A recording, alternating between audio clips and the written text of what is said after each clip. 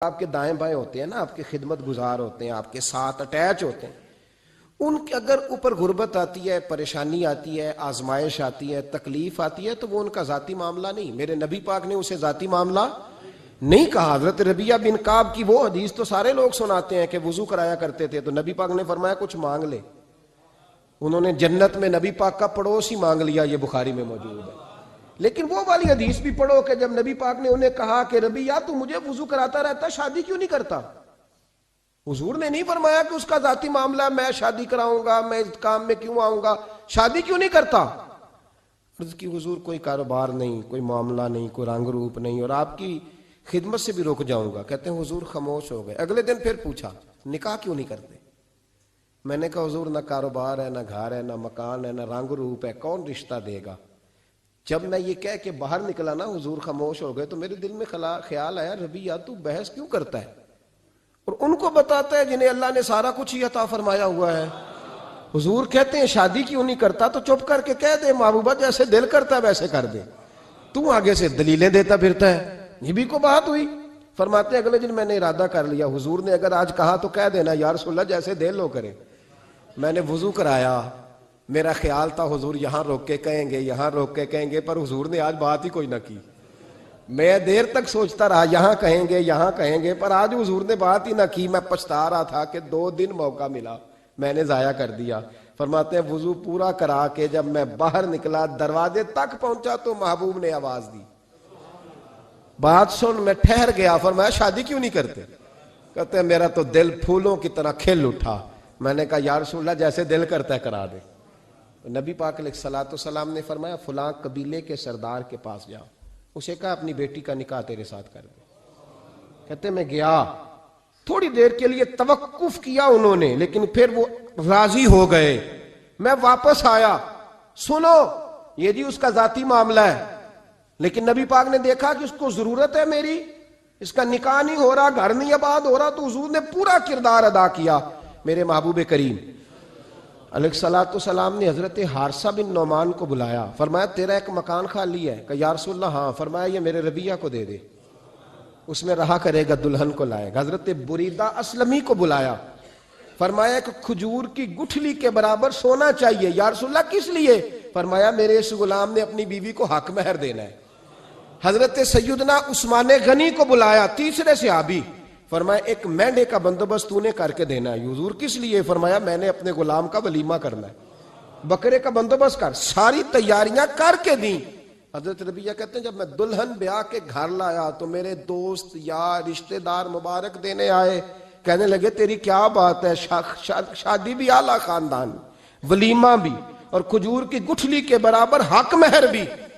تو حضرت ربیعہ رو پڑے. فرمانے لگے میں تو کالا کلوٹا حبشی غلام تھا، سلام بھی کوئی نہیں لیتا تھا، مجھے مبارک نہ دو، میرے مصطفیٰ پہ درود و سلام پڑھو. یہ سارا حضور کا کرم ہے. کہتے ہیں اس کا ذاتی معاملہ ہے، بھئی سارا دن تیرے ساتھ رہتا ہے، اٹھتا ہے بیٹھتا ہے، تیری نوکری کرتا ہے، تو نے کبھی پلٹ کے دیکھا ہی نہیں، تو نے کبھی اشک شوئی نہیں کی، تو نے اتنا ٹائم ہی نہیں دیا کہ تیرے کندھے پہ سر رکھ کے رو سکے، تیری توجہ ہی نہیں.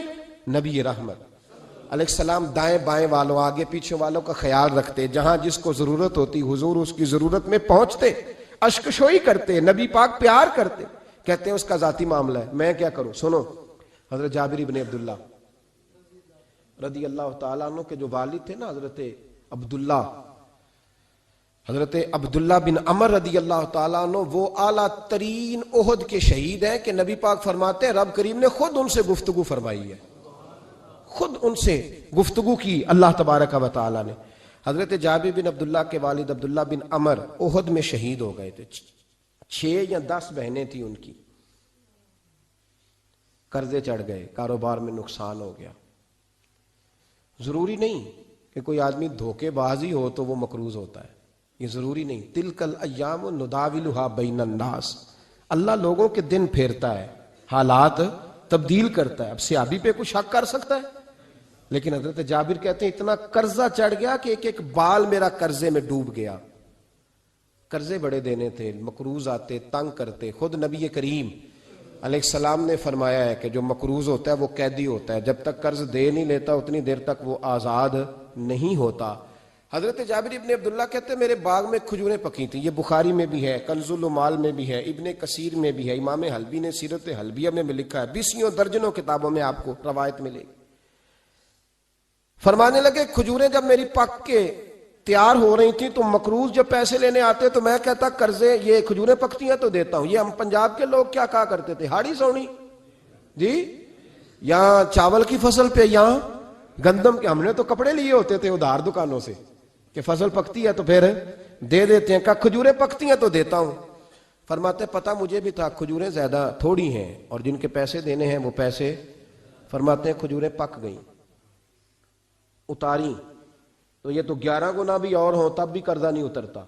کہتے ہیں میں نے دوستوں سے, یاروں سے, رشتہ داروں سے, وہ جو کہتے نہیں کوئی حکم ہوا تو بتانا, پھر جس دن بندہ حکم بتاتا ہے اس دن کہتے ہیں آج سویرے ہی بچہ پیسے لے گیا ہے, یہ تو 2 گھنٹے پہلے بتاتا تو تیرا کام ہنس رہے ہیں آپ بیچ بیچ میں سے, 2 گھنٹے بعد لیٹ ہیں آپ, بلکہ کئی تو پونے گھنٹے کا ٹائم دیتے ہیں, کہتے پونا گھنٹہ پہلے تو آ جاتا تو تیرا کام بس. اور جب بھی آپ فون کرو اس سے اگلی دفعہ کریں تو پھر شاید آدھے گھنٹے کا ٹائم دے دیں کہ آدھا گھنٹہ ہو گیا تو لیٹ ہو گیا, ورنہ کام بالکل تیار تھا. اور ہمارے زمانے میں تو دوستی قائم رکھنی ہے تو صرف اس سے رہ سکتی ہے جسے آپ کام نہ بتائیں. حالانکہ اس دوست کا کیا مطلب, دنیا تے جو کام نہ آیا اوکھے سوکھے ویلے, اس بے فیضے سنگی کو لو بہتر یار اکیلے. کیا مطلب ہے, کام بتایا تو رفو چکر ہو گیا, مانا کیا ہوا اس بات کا.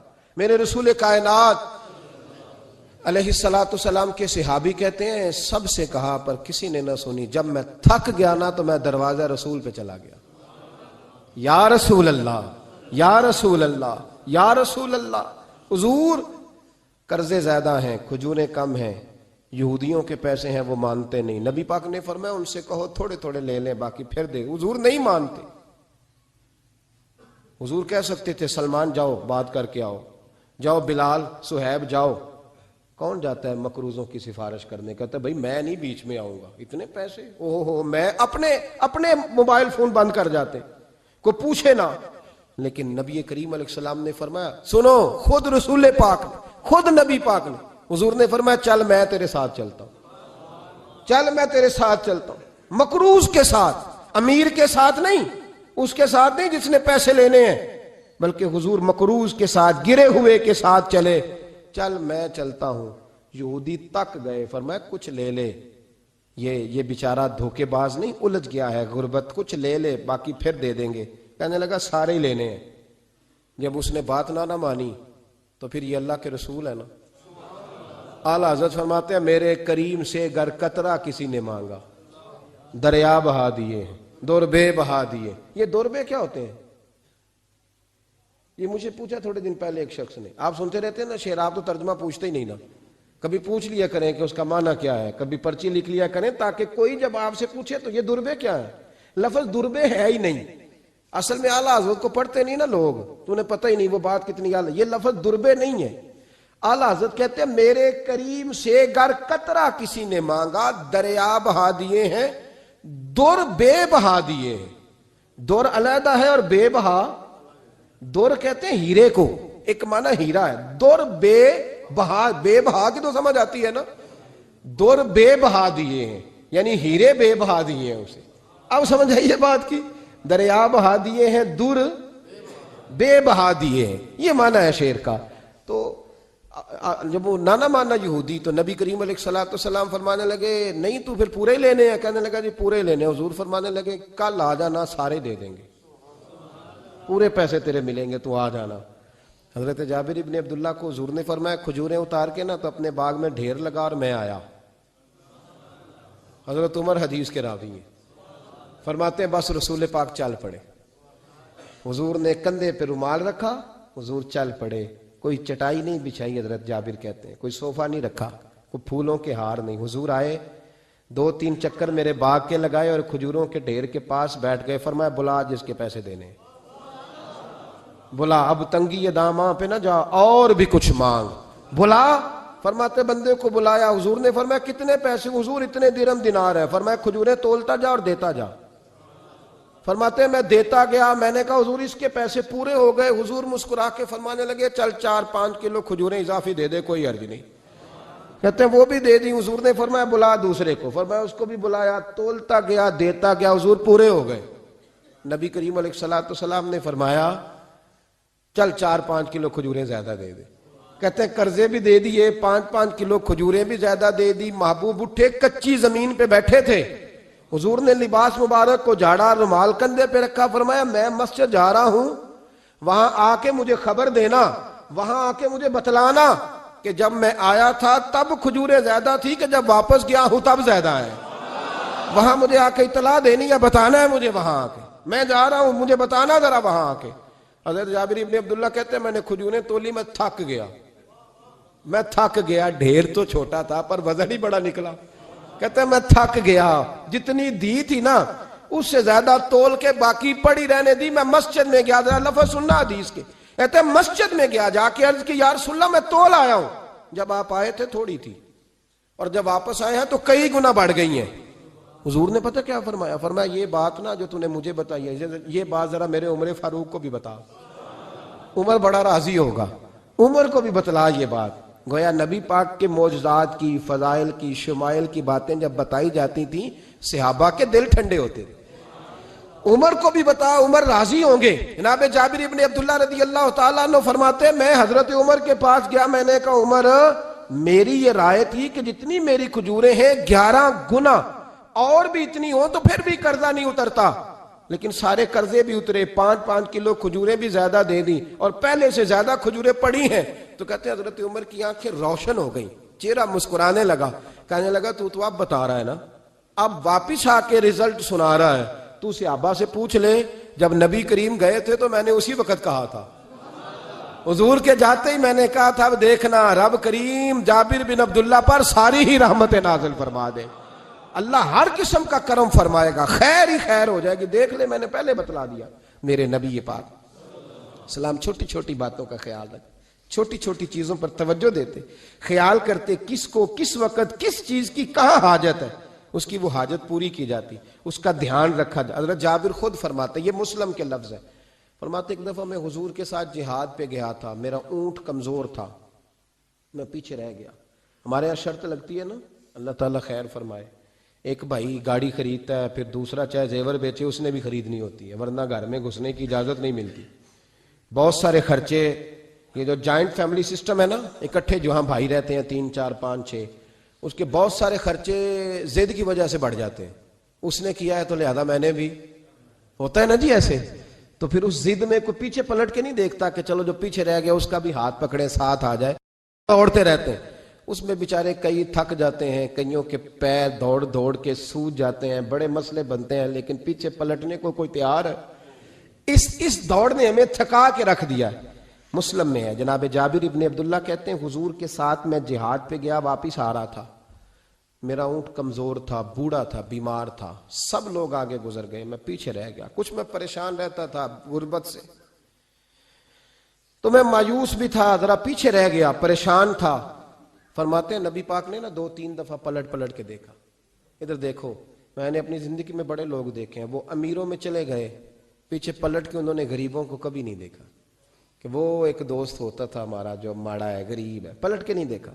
کہتے ہیں نبی کریم علیہ الصلوۃ والسلام نا آگے گئے, سب سے آگے. حضور نے 2 4 5 دفعہ نا پیچھے پلٹ کے دیکھا. جابر ابن عبداللہ کہتے ہیں جب میں نظر نہ آیا تو میرے محبوب کا انداز کریمانہ دیکھیں, حضور اعلانیہ فرمانے لگے, بھئی مجھے جابر نہیں نظر آ رہا, بے خبر ہو جو غلاموں سے, وہ آقا کیا ہے, وہ آقا کیا ہے. یہاں ہمارے استاد جب یہ حدیث پڑھا رہے تھے نا, یہ حدیث پڑھا رہے تھے تو اچانک رونے لگ گئے. میں نے کہا حضور کیا ہوا, رو کیوں پڑے؟ تو کہنے لگے یار سوچتا ہوں جو محبوب جہاد سے واپسی پر اپنے غلاموں کو نہیں بھولے, وہ میدان محشر میں کیسے بھول جائے گے. وہ وہاں بھی پوچھیں گے فلانا کدھر گیا, فلانا کدھر گیا, ایک ایک کا نام لیں گے. حضور نام لیں گے, ہماری موج بن جائے گی. نبی کریم نے پلٹ کر کے دیکھا, جابر نہیں نظر آ رہے. حضور ان کا اونٹ کمزور ہے, پیچھے رہ گئے. حضور نے یہ نہیں فرمایا کہ ذرا آہستہ کرو ساتھ, یہ نہیں فرمایا, بلکہ نبی پاک نے فرمایا تم چلو. قافلہ چلتا رہا, حضور نے گھوڑا پیچھے کی طرف موڑا, سب سے پیچھے آئے. جناب جابر کہتے ہیں پیچھے میرے پاس. اس حکمت کو آپ سمجھیں, حدیث کے ان لفظوں پر آپ غور کریں. ایک کہہ کے کہنا ذرا اس کو میرے پاس لاؤ یہ بات اور ہے، ذرا آہستہ ہو جا، وہ بھی ساتھ مل جائے، لیکن یہ معنی اور ہے کہ غریب جہاں بیٹھا ہے اس کے پاس خود چل کے جانا۔ حضور خود پلٹ کے پیچھے آئے اور فرماتے ہیں میں چونکہ پریشان تھا تو محبوب میری طرف دیکھ کے فرمانے لگے اس کو دوڑاتا کیوں نہیں، پیچھے کیوں رہ گیا؟ تو کہتے ہیں مایوس بندہ، پریشان بندہ کبھی کبھی وہ اس طرح بولتا ہے کہ جیسے کڑ رہا ہے، تھوڑا سا نا سخت ترش باتیں بھی کرتا ہے۔ کہتے ہیں میں نے اس عالم میں نا، میں نے کہا حضور اس قابل ہوتا تو سب کے ساتھ مل نہ جاتا، کمزور ہے، ماڑا ہے، مہران ہے، اور وہ بھی پرانی جو چھل ہی نہیں سکتی، یہ کہاں یا رسول اللہ دوڑے گا، اس قابل ہی نہیں ہے۔ حضور اس قابل ہوتا تو قافلے کے ساتھ نہ ہوتا۔ کہتے ہیں حضور نے میری طرف توجہ فرمائی، میں باتیں کر رہا تھا اپنے اندر کی پریشانی کی تو حضور مسکراتے جا رہے ہیں۔ حضور کے ہاتھ میں چھڑی تھی، فرمانے لگے ایسے ہی تو باتیں کر رہا ہے۔ نبی پاک نے اونٹ کی پشت پہ چھڑی لگائی اور فرمایا تو دوڑتا کیوں نہیں؟ بڑے ہلکے سے مسکرا، اوے تو دوڑتا کیوں نہیں؟ تو جناب جابر بن عبداللہ کہتے ہیں جو سب سے پیچھے تھا نا وہ سب سے آگے نکل گیا، وہ دوڑتا گیا دوڑتا۔ فرماتے ہیں میرا چہرہ بھی عجیب سا، لوگ میرے انداز دیکھیں کہ یہ کیسے آگے نکل گئے، کیسے، کبھی نہ سوچ یہ کیسے نکل گیا، بس سمجھ لے آگے وہی نکلا ہے جسے مصطفیٰ کی تھپکی مل گئی ہے۔ تو یہ نہ کہ سیاست کر گیا، چلاکی کر گیا، بس تھپکی مل گئی تو بات بن گئی۔ کہتے ہیں میں نکل گیا آگے، حضور کی تھپکی جو ملی تھی۔ حضرت جابر بن عبداللہ کہتے ہیں حضور گھوڑا دوڑا کے میرے پاس آئے، خود حضور نے میرا اونٹ تیز کرایا نبی پاک کی برکت سے۔ تو قریب آ کے فرمانے لگے ٹھہر جا یار، ہم بھی تیرے قافلے میں، ہمیں بھی ساتھ لے لے۔ فرماتے اب تو میں رو ہی پڑا کہ خود بھیک دیں، خود ہی کہیں منگتے کا بھلا ہو، ٹھہر جا یار ہمیں بھی ساتھ لے لے۔ جناب جابر بن عبداللہ رضی اللہ تعالیٰ عنہ فرماتے ہیں کہ جگہ پڑاؤ کیا، رکے، ٹھہرے کھانے پینے کو، نماز پڑھنے۔ نبی کریم نے مجھے بلایا، میں حاضر ہوا تو کہا یا رسول اللہ حضور حکم۔ تو محبوب فرمانے لگے جابر یار تیرا اونٹ میں نے نرالا ہی دیکھا، بوڑھا ہو کے سب سے آگے نکل جاتا ہے، بیمار ہو کے، کمزور ہو کے۔ کہتے ہیں میں چہرہ دیکھتا جا رہا ہوں کہ حضور سارا ہی پتہ ہے آپ کو، میں کیا عرض کروں؟ تو محبوب فرمانے لگے پسند آ گیا، بیچ نہیں دیتے میرے ہاتھ؟ کہا یا رسول اللہ آپ رکھ لیں۔ حضور آپ کا یہ؟ فرمایا نہیں میں پیسے دوں گا۔ کتنے کا ہے؟ کہا یا رسول اللہ آپ رکھ لیں۔ فرمایا پیسے دوں گا۔ یا رسول اللہ مارکیٹ میں جاؤں تو 6-7 دینار کا بکے گا۔ فرمایا نہیں بھائی میں تو پورے 10 دوں گا۔ 6-7 نہیں، میں تو پورے، حساب سیدھا، 6-7 کا کیا حساب ہوا، 10 پورے کا۔ حضور پھر بندہ نوازی ہے نا، کون بول سکتا ہے؟ حضور نے فرمایا بلال تیرے پاس 10 دینار تھے؟ حضور ہیں۔ فرمایا ان کو دے دو، اونٹ کے پیسے رکھ لو اور مال نہ مدینے جا کے دے دینا۔ جابر ابن عبداللہ کہتے ہیں میں مدینے گیا شام کو، میں نے نا کبھی اپنے اونٹ کی اتنی خدمت نہیں کی جتنی اس دن کی۔ میں نے اسے بڑے پیار سے نہلایا، میں نے نئی رسی خرید کے اسے نکیل ڈالی، آج محبوب کی بارگاہ میں لے کے جانا ہے۔ کہتے ہیں تیاری کر کے نا، تیاری پوری تیاری کر کے، تن تندور ہڈاں دا بالن تے اسی ہاواں نال تپایا، کپ کپ مکیاں پیڑے کیتے، عشق پلیتھن لایا، تن دا سالن تے من دی ہانڈی، اتو لون صبر دا پایا، غلام فریدا وے میں ساری تیری، تینوں اجے یقین نہیں آیا۔ کہتے ہیں اسے بڑے پریم سے، بڑی محبت سے سجا کے، سوار کے، نکھار کے، تیار کر کے میں نبی کریم کی بارگاہ میں لے کے گیا۔ ظہر کی نماز پڑھ کے حضور نکلے، میری طرف دیکھا، میں نے کہا حضور پیسے لے لیے تھے، یہ آپ کا سامان ہے، مال ہے؟ کہتے ہیں حضور نے نکیل تھامی، میں واپس پلٹا، بھی گلی کی نکر مڑا نہیں تھا، حضور نے آواز دی جابر ذرا سن تو صحیح۔ کہتے ہیں میں واپس آیا تو حضور مجھ سے باتیں کرنے لگے، فرمانے لگے یہ میرا اونٹ ہے، اسے کمزور اور بوڑھا نہ سمجھنا، کبھی جانوروں میں دوڑا کے دیکھنا سب سے آگے نکل جاتا ہے۔ اور کریم محبوب فرمانے لگے 6-7 دینار کا نہ سمجھنا، میں نے پورے 10 دینار کا خریدا۔ اور پھر حضور پھر مسکرائے، فرمایا جابر تمہیں پتہ ہے تحفہ لینے دینے سے محبت بڑھتی ہے؟ حضور ہاں۔ فرمایا رکھ لو میں تمہیں تحفے میں دینا چاہتا ہوں، رکھ لو میں تحفے میں دینا چاہتا ہوں۔ جناب جابر ابن عبداللہ کہتے ہیں میں واپس لوٹ رہا تھا، رو رہا اور کہہ رہا تھا جیسا نبی اللہ نے مجھے دیا، جیسا رسول اللہ نے، سب سے اولا ہو آلہ ہمارا نبی، سب سے بالا ہو آلہ ہمارا، کون دیتا ہے دینے کو منہ چاہیے، دینے والا ہے سچا ہمارا نبی، غمزدوں کو رضا مجدہ دیجئے کہ ہے بے کسوں کا سہارا ہمارا، نبی کریم سید عالم صلی اللہ علیہ وسلم دائیں بائیں آگے پیچھے خیال رکھتے کس کو کس وقت کس انداز میں کتنی حاجت ہے. حضرت مقداد حضور کے غلام ہیں. وہ کہتے ہیں میں تھا اور میرے ساتھ 2 صحابہ اور تھے. ہمیں بھوک لگ گئی. مدینے میں نا کچھ قحط کا سما تھا, کئی دنوں سے بارش نہیں ہوئی تھی, فصلیں نہیں پکی تھی. فرماتے ہیں بھوک نے بڑا ستایا. ہمارا یہ طریقہ تھا کہ جب ہمیں شدید بھوک لگتی تھی تو ہم کسی صحابی سے کوئی مسئلہ شرعی مسئلہ دریافت کرتے تھے. یہ اب جا کے ہر قاری صاحب پہ ہر امام صاحب پہ فٹ نہ کر دینا بات. آپ باتیں سنتے ہیں پھر ترجمے اپنی مرضی کے کرتے ہیں. جا کے ہر مولوی صاحب پہ فٹ نہ کر دینا. کہتے جب مسئلہ پوچھتے تھے نا کسی صحابی سے تو پہلے روٹی کھلاتا تھا پھر مسئلہ بتاتا تھا. اب میں پہلا وضاحت کر لی یہ گل دی آپ, اس لیے میں نے اگلی بات بعد میں کی ہے, کیونکہ آپ نے اسی حساب سے روٹی کھلانی ہے نا جس حساب سے اپنے امام کو تنخواہ دیتے ہو, اسی حساب سے روٹی کھانی ہے نا اس بیچارے. تو فرمانے لگے کہ جب نہ ہم کسی شخص سے کسی صحابی سے مسئلہ پوچھتے نا تو پہلے وہ, اس لیے یہ جو آستانوں پہ لنگر ہوتا ہے, یہ جو بزرگان دین خانقاہوں پہ لنگر رکھتے ہیں, یہ صحابہ کا طریقہ ہے کہ جس کو دین بتایا جاتا تھا اسے پھر لنگر بھی کھلایا جاتا ہے. بہت سارے لوگ اس کا مذاق اڑاتے ہیں کہ یہ کیا ہے بھئی, یہ رسول اللہ کی سنت ہے. صلی اللہ ہو, پڑھیے درود صلی اللہ ہو. چلے جنہوں نے پہلے نہیں پڑھا وہ بھی شامل ہو جائے, پڑھے صلی اللہ تعالی علیہ وسلم. فرماتے ہیں اس دن بڑی بھوک لگی. 3 دوست تھے ہم, 3 صحابہ تھے. ہم نے حضرت ابوبکر صدیق کو گلی میں کھڑا کر لیا. سب صحابہ کے حالات کچھ نہ کچھ ان دنوں میں نا ٹائٹ تھے, کمزوری تھی, چونکہ فصلیں نہیں تھی, بارشیں نہیں تھی. ابوبکر ایک مسئلہ پوچھنا ہے. کہتے کھڑے کھڑے جناب صدیق اکبر نے کہا پوچھو. پہلے روٹی بھی ساتھ پوچھتے تھے, کہنے لگے چلو پوچھو. کہتے مسئلہ پوچھا اور بتا کے رخصت ہو گئے. پھر ہم نے حضرت عمر سے پوچھا, انہوں نے بھی سوال کا جواب دیا پر کھانا نہ پوچھا. پھر 2-3 اور لوگوں کو ہم نے ٹٹولا, لیکن اس دن سب نے مسئلہ ہی بتایا, روٹی نہیں پوچھی. حضرت مقداد کہتے ہیں ہم نے پروگرام بنایا حضرت عبد الرحمن ابن عوف سے مسئلہ پوچھنے کا, تو میرے ساتھ والے دونوں کہنے لگے بس کر, بڑے آزما لیے, اب چل سیدھا دروازہ رسول پہ چلے. اب مسئلہ پوچھنا ہے تو ان سے پوچھنا جن سے سن کے ساری دنیا مسئلے بتاتی ہے, انہی سے پوچھتے ہیں, ڈائریکٹ چلتے ہیں. کہتے ہیں ہم آئے مسجد نبی میں, حضور بیٹھے تھے.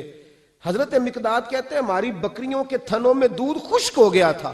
حضور تشریف فرما تھے, السلام لی, دست بوسی کی, اتحیات میں بیٹھ گئے. حضور ایک مسئلہ پوچھنا تھا. حضور مسکرائے, فرمانے لگے لگتا ہے بھوک لگ رہی ہے تم تینوں کو.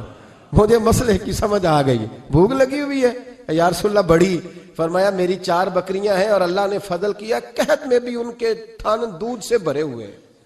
فرمایا جاؤ, 3 تم ہو, چوتھا میں ہوں, اس طرح کرنا 3 بکریوں کا دودھ تم پی لینا, 1 کا میرے لیے لے آنا. کہتے ہیں یا رسول اللہ ہم پی آئے. تو حضور نے فرمایا رکو, جب تک تمہارا دل کرے میرے مہمان بن سکتے ہو. فرماتے ہم 3 دن نبی پاک کے مہمان رہے. صبح و شام 4 بکریوں کا دودھ دھوتے, 3 کا پی لیتے, 1 پیالہ حضور کے لیے رکھ لیتے. فرماتے ہیں تیسرا دن آیا نا, حضرت مقداد کہتے ہیں وہ تو سو گئے دودھ پی کے, پر وہ جو نبی پاک کے لیے پڑا تھا نا, میری بار بار توجہ اس کی طرف جاتی, بار بار, اور میرے اندر سے آواز آتی کہ حضور کو تو بڑی خدمت کرتے ہیں صحابہ, تو حضور نے تو شاید کچھ اور کھا لیا ہو تو پی نہ لوں. کہتے ہیں کئی دفعہ میں نے روکا پر میں نہ ہی اپنے آپ کو روک سکا, میں پی گیا حضور کے حصے کا بھی دودھ. جب میں پی گیا وہ دودھ, کہتے ہیں اب پینے کے بعد جو پریشانی ہوئی وہ زیادہ تھی. دل میں خیال آیا اگر حضور ناراض ہو گئے کہ بھئی تمہیں تمہارے حصے کا دودھ دیا تھا اور مسلسل 3 دن سے مل رہا ہے, پھر کیوں پیا, اور حضور ناراض ہو گئے تو گرا جو ان کی نگاہ سے وہ سنبھل نہیں سکتا. فرمانے لگے اسی پریشانی میں تھا کہ حضور آ گئے. اب تو میرا وجود کانپنے لگا. سرکار سیدھے اس پیالے کی جانب گئے جس میں دودھ ہوتا تھا. فرماتے ہیں نبی پاک نے نہ اٹھایا کپڑا, اٹھایا برتن, دودھ نہیں تھا. حضور نے پوچھا نہیں کون پی گیا ہے, بلکہ نبی پاک نے ہاتھ اٹھایا کہ اللہم اطعم من اطعمنی واسقی من سقانی, یا اللہ جو مجھے کھلائے تو اسے کھلا, جو مجھے پلائے تو اسے پلا. حضرت مقداد کہتے ہیں میں نے کہا اوہ یہ تو بڑی قیمتی دعا مل رہی ہے. بکریاں میری جو بکریاں تھی وہ تو پہلے نہیں دودھ دے رہی, تھنوں میں دودھ خشک ہے, اور اتنی بڑی دعا کہ جو کھلائے اسے کھلا, جو پلائے اسے پلا. نبی کریم علیہ السلام کی دعا سنی تو کہتا میں بستر کے اندر منہ دیا ہوا تھا, جھٹ سے میں نے کپڑا اتارا, چھری پکڑی اور اپنے باڑے میں چلا گیا کہ ایک بکری ذبح کر کے لاتا ہوں, حضور کو کھلاتا ہوں تاکہ یہ دعا مجھے مل جائے کہ یا اللہ جو مجھے کھلائے تو اسے کھلا. فرماتے ہیں میں بکریوں کے باڑے میں گیا, جن بکریوں کو کئی دن ہو گئے تھے دودھ نہیں دیا تھا، جیسے ہی میں نے چراغ جلایا میں حیران ہو گیا کہ سب کے تھن دودھ سے بھرے ہوئے۔ کہتے میں نے 3-4 بکریوں کا دودھ دھویا، برتن میں بھرا، محبوب کی بارگاہ میں لایا۔ کہتے ہیں حضور نے خوش ہو کے پیا۔ جب پی لیا نا نبی کریم نے تو حضور فرمانے لگے چل میں نے تیرا لایا، پی لیا، اب یہ بتا میرا کس نے دیا تھا؟ اب وہ والی بات کرنا جس کے گچھے سے لچھے جڑے نور کے، ان ستاروں کی نزہت پہ لاکھوں سلام، ان کے خطبے کی ہیبت پہ کروڑوں درود، ان کی باتوں کی لذت پہ لاکھوں سلام، جس کی تسکین سے روتے ہوئے ہنس پڑے، اس تبسم کی عادت پہ فرمایا بتا میرے والا کس نے پیا؟ کہا یا رسول اللہ بڑا روکا اپنے آپ کو، پر محبوبت آپ کی بکریوں کے دودھ کی لذت ہی کیا ہے؟ حضور نہیں روک سکا تو محبوب کریم فرمانے لگے اچھا اکیلے پی گئے ہو، جا پھر دودھ بھی تو میرا پی گیا ہے، اور میں تیرے لیے پھر دعا کرتا ہوں کہ یا اللہ اس نے مجھے پلایا تو اسے پلا، اس نے مجھے کھلایا تو اسے کھلا۔ نبی کریم ہر اس شخص کا خیال رکھتے جو بھوکا ہوتا، جو پیاسا ہوتا، جو کمزور ہوتا۔ تھوڑا تھوڑا دائیں بائیں دیکھ، یہ حضور کی سیرت کا بہت بڑا پہلو ہے۔ تھوڑا تھوڑا دائیں بائیں آگے پیچھے ضرور دے۔ یقیناً جب آپ کسی کے کام آتے ہیں تو آپ کو آزمائش سے گزرنا پڑتا ہے۔ یقیناً میں نے اپنے دور میں یہ منظر دیکھا ہے، اگر آپ ہاتھ پھیلا رہے ہیں تو آپ مانگنے والے ہیں، اور اگر آپ ہاتھ نہیں پھیلا رہے تو لوگ کہتے ہیں پتہ نہیں کوئی تو چکر ہوگا۔ اگر آپ سوال نہیں کر رہے تو پھر لوگ کہتے ہیں کوئی تو ایسا کھاتا ہوگا جہاں سے دولت، یعنی کوئی ایسی سمت نہیں جہاں آپ محفوظ رہ سکیں۔ آپ کو دونوں جانب سے لوگ گھیریں گے، دونوں جانب سے۔ جب آپ کسی کے کام آئیں گے، جب آپ کسی تک پہنچیں گے، جب آپ کسی کو، اور میں نے یہ بھی دیکھا ہے، میں ساری حفظ ما تقدم کے طور پہ آپ کو سمجھا رہا ہوں، آپ نے کسی شخص کی مدد کر دی نا، آپ نے مدد کی تو وہ بھی کئی دفعہ بدگمان ہوتا ہے کہ اس کے پاس بڑا کچھ تھا تبھی تو مدد کی نا اس نے، حالانکہ آپ نے ان باتوں پہ غور نہیں کرنا۔ یہ ساری چیزیں آئیں گی، کیونکہ اگر کسی شخص کی بری عادت کی وجہ سے آپ اپنی اچھی چھوڑ دیں گے تو پھر آپ کا نقصان ہوگا، اس کا نقصان۔ نبی پاک کے اخلاق یہی ہیں کہ سامنے والا جو مرضی کرے، ہم نے وہ کرنا جس کا درس ہمارے نبی نے ہمیں دیا ہے، ہم نے وہ کام کرنا جس کا پیغام ہمارے رسول نے ہمیں دیا۔ اس لیے بڑی خیر کریں، دائیں بائیں آگے۔ کچھ لوگ بہن بھائیوں سے اچھا سلوک کرتے ہیں، جواب میں اچھا سلوک نہیں ملتا، مجھے پتہ ہے نہیں ملتا، تو آپ یہ بتائیں کہ ان کے ساتھ اچھا سلوک اللہ کو راضی کرنے کے لیے کیا تھا یا جواب لینے کے لیے کیا تھا؟ تو آپ نے نہیں دیکھنا کہ سامنے والا کیا کہہ رہا ہے، آپ نے یہ دیکھنا ہے کہ اللہ کس بات میں راضی، اللہ کے رسول کس بات میں راضی، میری آخرت کا نفع کس چیز میں، میری روح کو، میرے ضمیر کو اطمینان کیسے ہے۔